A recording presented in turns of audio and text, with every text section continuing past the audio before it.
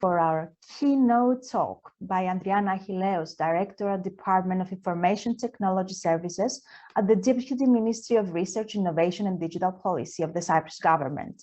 Ms. Achilleos held different positions in Department of Information Technology Services as programmer, developer, analyst, project manager, senior IT officer.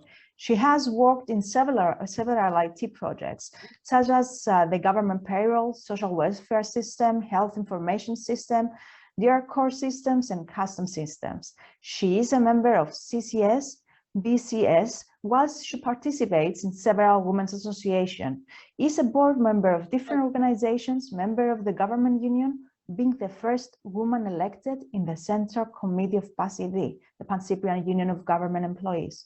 Ms. Achilleos will share with us the role of women in ICT, analyzing the role of technology in our lives and the role of women in technology. So Ms. Achilleos, thank you for doing us the honor, and the stage is yours. Thank you, Antonia. Hello to everybody. First of all, I would like to thank you all, and especially Andreas Livadiotis, the CEO of X Valley Technologies, who invited me to this special and so important event. Then I would like to wish you all Happy Women's Day and congratulate you all for organizing today at International Women's Day this event, and invite for speakers women only and not just some women. Actually, while I was reading the CVs and their career, then I realized that I must admit that it is my honor to be with you and to share and exchange ideas with you all. Dear all, we are today at the Cyprus Fintech Summit. The world is changing. Advanced technologies and telecommunications can provide the right infrastructure to create a better place and life. Nations and people around the world are facing a number of challenges, including health, environment, education, and of course, finance and economy, as well as equality. The path for facing all these challenges is to further exploit the possibilities that ICT can offer. And I truly believe that technology definitely has no gender. ICT is for everyone. It enhances the way we communicate. It makes collaboration more efficient. It assists professionals so as to provide better products and services. ICT improves the lives of people everywhere through better healthcare, better education and environment, better communications, and better governance. I consider this day, as I have said before, very important, and it is a great opportunity for all the participants of this conference to recognize the importance and also the role of women in STEM, and more specific in science and technology. Focus on the challenges women are currently facing and identify together all the possible areas that will enable women for greater participation and involvement in the area of ICT and of course, FinTech. Before focusing into the importance of having more women in ICT, let's begin by looking at some figures regarding the representation of women in the ICT industry itself. When I left Cyprus for my first degree, that was a long time ago, women were about 8% of the students in ICT and related subjects. Even though so many years have passed since then, and despite the efforts that have been undertaken so as to encourage women to enter the ICT workforce, newer statistics that I will mention right after show that we still have a long way to go and that gender equality in this sector has not yet been achieved. These low percentages need to change, not only because around the world people are aiming for equality, but simply because more women in ICT could contribute in the areas of social inclusion and democracy, improve digital divine, support for better provision and products and services, and also economic growth. Recent figures from the EU show that still only about 70% of ICT students are women, 19% of ICT managers, and 9% of ICT developers are women. In a transformative era like ours, we clearly need to do better. This underrepresentation is a waste of brain power that we cannot afford, neither in terms of innovation nor in decision making. Harvard Business Review presents a McKinsey study which shows that companies in the top quartile for gender diversity were 15% more likely to have returns above industry mean. Credit Suisse Research Institute has noted that organizations with at least one female board member yielded higher return on equity and higher net income growth than those that did not have any women on the board. 2018 Women in Tech Index by Honeypot for a survey concerning 41 countries show that the female IT workforce is less than 31%. And in some countries, the wage gap reaches more than 40%. I do not want to spend more time in statistics, so I want to continue to tell you about the importance of having women in ICT. We all recognize the value of women, and I'm sure that nobody in this conference disagree or deny this thing.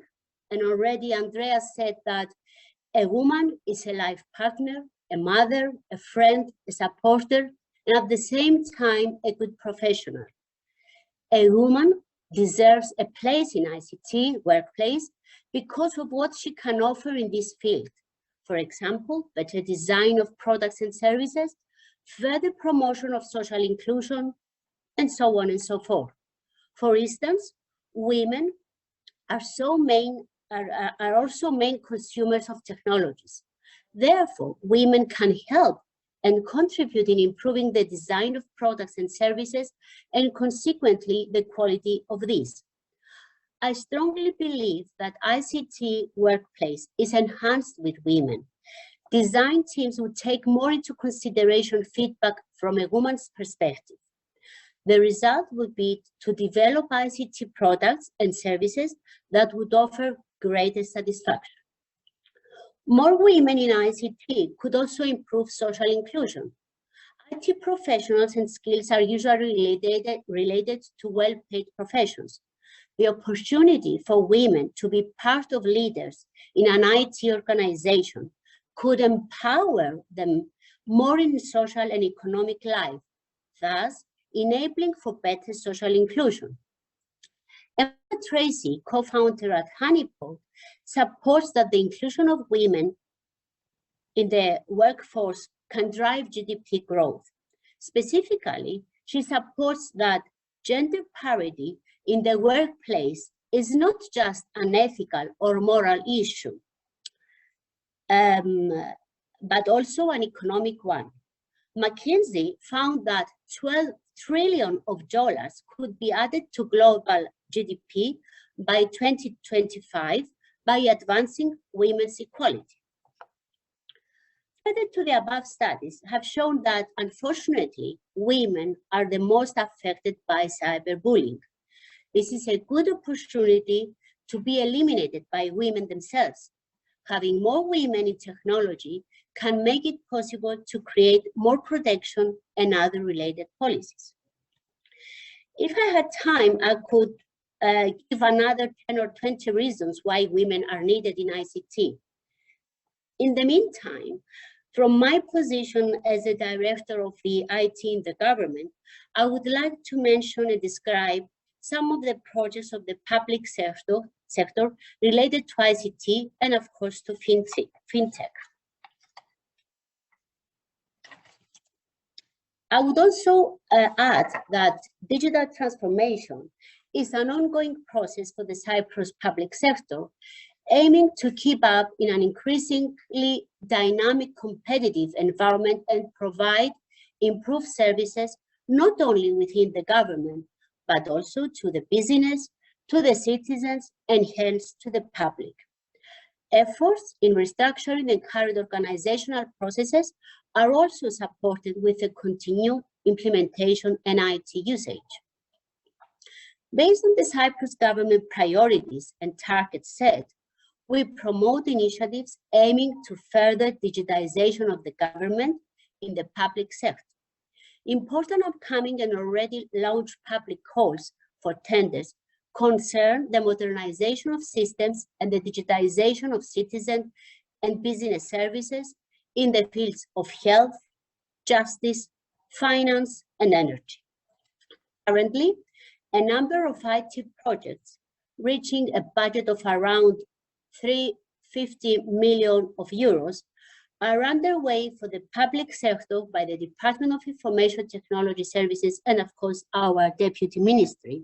Some of the major initiatives and projects are the priority projects, which is the ERP, the justice, the health, the integrated health information system for all the hospitals, and of course, the upgrading of existing projects, like development of a new information system for the Cyprus tax department, the so-called IDAS, the implementation of a new information system for the customs department. This is also a very high fin technology because all the payments, all the procedures and functionalities will be done through this system.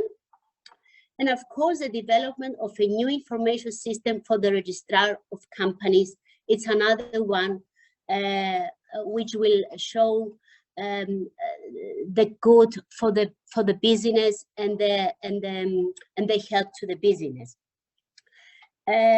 Some more upgrading of existing systems is the Land and Survey Department, the House and Town Planning, the National Visa Information System for the Ministry of Foreign Affairs, and the Counter Automation System for Postal Services. Taking into consideration all these initiatives, I can assure that women in ICT can play an important and strategic role for improving efficiency and effectiveness through the government. Currently, out of the 200 employees, 87 of my personnel are women. And I'm proud to share with you that most of these projects, these ICT projects that I have talked before, the project managers are women. And I have also the senior IT officers who are all, again, women. Just for the sake of history on ICT, I just want to mention two names. The first programmer was a woman, the so-called Ada Lovelace, and this was back in 1815.